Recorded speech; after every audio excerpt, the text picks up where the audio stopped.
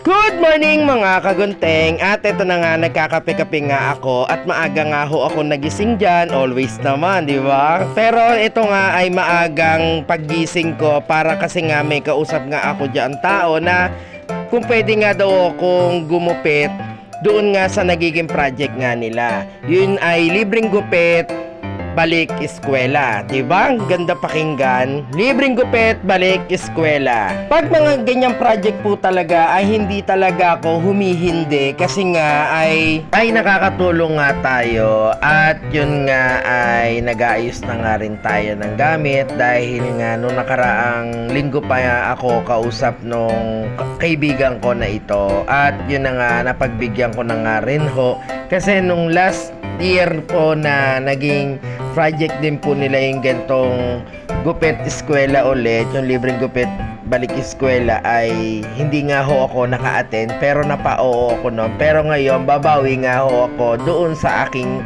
kaibigan. At tayo na nga po, nag-aayos na nga po ako ng gamit para nga makaalis na nga ako at kailangan din na maaga tayo makapunta doon at para hindi nga tayo naghahabol doon sa usapan, 'di ba? Mas magandang maaga tayo kaysa yung hihintayin pa tayo nila nakakaya, 'di ba? At ayan na nga ho, ay paalis na nga ako at ginamit ko ang aking sasakyan, 'di ba, na si Brum Brum. At ayan na nga, medyo malayo-layo lang din naman ng konti ang aking pupuntahan pero hindi naman ganong kalayo, syempre.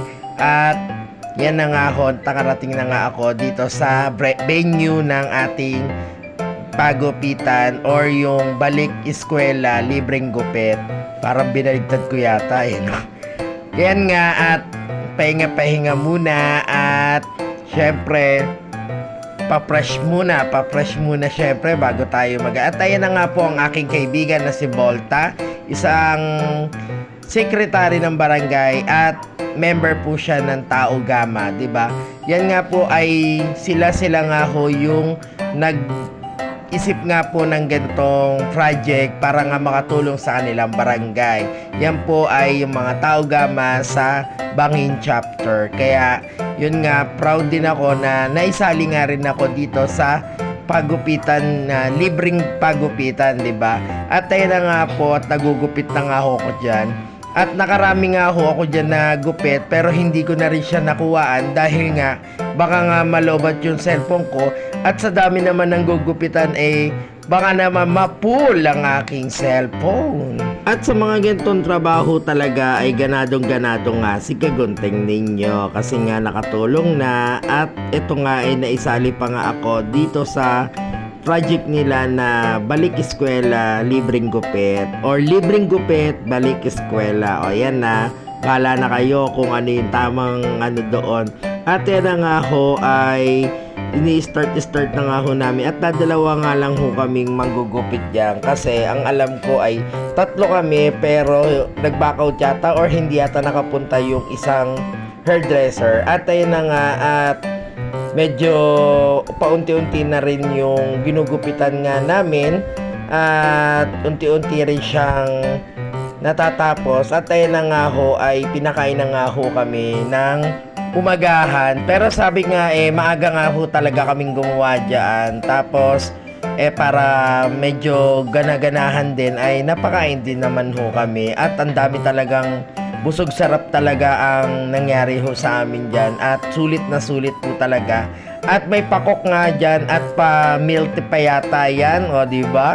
Bonggang-bongga. At syempre medyo pahinga-pahinga rin si Kagunting ninyo kasi sa marami din naman nagpapagupit na kabataan kaya minsan ay nagpapahinga din syempre. Kala ko nga ay umuunti yung magpapagupit, yung pala dumadami-dami din po talaga. At ayan na nga, medyo mag-i-start ulit ako ng maggupit kasi nga dumadami na naman yung nagiging customer, 'di ba? Yung mga bata na magpapagupit nga dito sa balik eskwela libreng gupit, di ba? Kaya eto nga, natapos na nga rin ho ako diyan at may certificate pa nga ho ako ang natanggap diyan. Kaya maraming salamat sa inyo na naisali nyo nga ako dito nga sa project ninyo at maraming salamat sa certificate. At ayun na nga ho, nakauwi na nga ho ako at hindi ko nga akalain na marami rin palang magpapagupit dito nga sa aking pagupitan.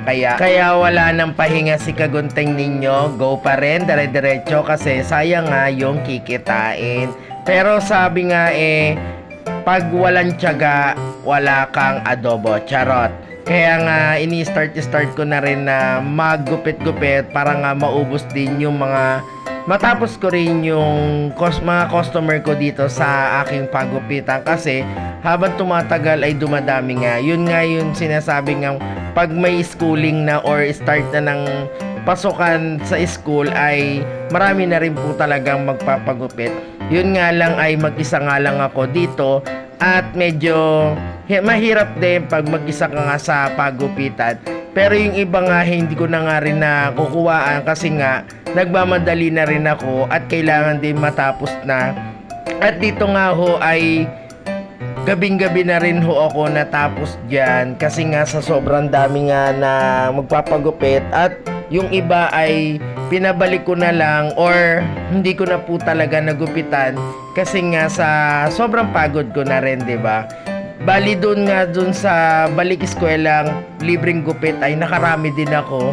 Pagdating nga dito sa akin ay sa aking pagupitan ay marami na rin ako nagupitan kaya sobrang pagod na rin.